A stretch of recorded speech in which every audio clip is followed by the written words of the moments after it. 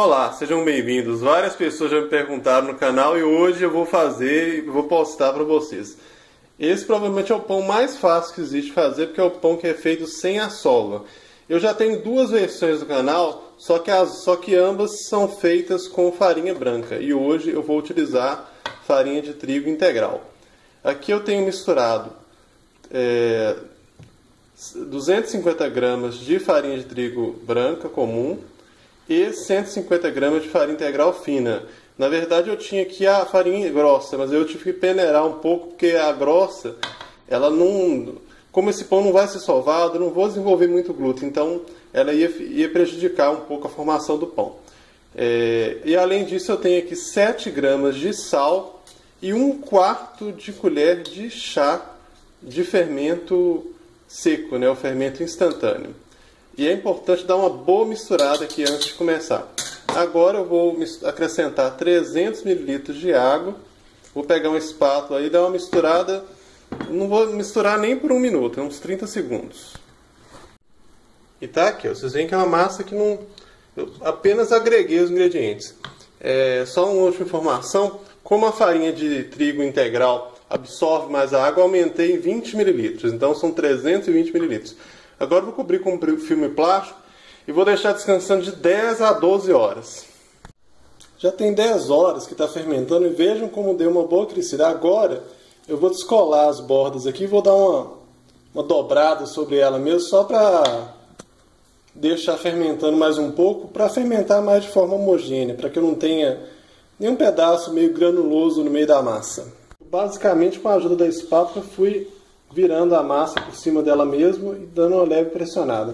E agora eu vou deixar mais 2 horas antes de fazer os próximos passos. Bem, pessoal, depois de 2 horas o pão já voltou a fermentar, cresceu bastante de novo. Agora eu vou despejar ele aqui em cima da bancada que está bem enfarinhado. E agora, para não grudar na mão, vou usar a espátula. Eu vou dobrando a massa por cima dela, dando uma leve apertada, tentando formar um círculo. A intenção aqui é desgasificar e romper aquelas bolhas de ar grosseiras que estão dentro do pão. Agora eu vou transferir aqui para um pano que está também coberto de farinha e vou voltar aqui para a mesma bacia que eu estava utilizando anteriormente. Eu cobri aqui com um plástico porque eu não quis lavar e enxugar, não dá tempo de fazer isso. E se eu deixar aqui úmido, isso acabaria umedecendo a farinha e o pão iria grudar no tecido. Que, aliás, é um tecido próprio para panificação, que é um tecido de linhão. Prontinho, agora nós chegamos na fase que é o crescimento final. Eu deixei o pano bem ajustado aqui a essa bacia de plástico e vou cobrir com um pano que vai ficar 2 horas fermentando. E podem usar e abusar da farinha, porque além dela proteger o pão de grudar, ela vai proteger o pão na hora de assar também. Bem, pessoal, já se passou 1h30 e agora eu vou colocar o forno para pré-aquecer. Dentro do forno vai essa panela de ferro, porque o pão vai ser assado dentro dela. Pode ser uma panela de cerâmica, pode ser uma panela de vidro. Tem que ser um material que retenha calor e que tenha tampa. Essa panela vai aquecer, o forno vai estar em torno de 230, 240 graus e a panela vai estar nessa temperatura também. Bem, pessoal, o pão já está quase indo para o forno. Lembra que tinha bastante farinha aqui? Pois é, a umidade da massa já absorveu tudo. Aqui eu vou voltar a colocar bastante farinha, porque daqui a pouquinho eu vou tirar a panela do forno e não posso demorar muito fora não, porque senão eu vou perder o calor da panela. Aqui eu estou cobrindo com bastante farinha, porque eu vou virar isso aqui numa prancha de madeira para poder jogar ele dentro da panela. E na panela eu vou pulverizar também um pouquinho de fubá de milho, para que o fubá queime e não queime a base do meu pão. Só reforçando, pessoal, isso aqui é algo que tem que ser feito com muito cuidado, porque essa panela está muito quente. Vocês podem ver que está até soltando uma fumaça aqui na hora que eu jogo o fubá. Eu basicamente vou virar aqui em cima dessa prancha, né, dessa forma, desse tabuleiro, e vou deixar a massa deslizar para dentro da panela.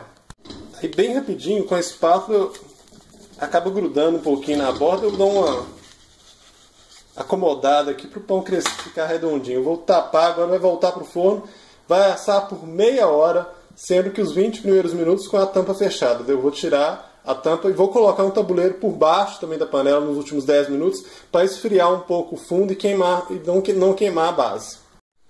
Já assou por 20 minutos e veja como já está tomando forma, está bem bonito. Agora mais 10 minutos sem a tampa para dar uma corada, ficar mais dourado. E vejam só como ficou lindo. Se eu tivesse feito um corte no pão, não ia ficar tão bonito. Tá um cheiro incrível, tá bem assado. E agora eu vou esperar ele esfriar um pouquinho, que eu vou partir para mostrar para vocês o miolo, que é levemente amarelado. No caso, como levou farinha integral, deve estar um pouquinho mais para marrom. E é um pouco puxento, tá, gente? Como vocês podem ver, aqui está o miolo, ele fica um pouco mais escuro, né? Normalmente ele fica com um tom mais amarelado, meio dourado. E está bem fofinho por dentro, levemente úmido, né? Porque essa massa, o glúten não é muito trabalhado, então ele fica com a consistência às vezes até um pouco parecida com a de bolo. Mas é pão, gente, acredite, é feito com fermento biológico. E fica muito gostoso se vocês fatiarem e colocarem na torradeira. Espero que vocês tenham gostado dessa outra opção, né, que é o pão feito sem amassar ou sem sovar, com farinha de trigo integral. Até a próxima!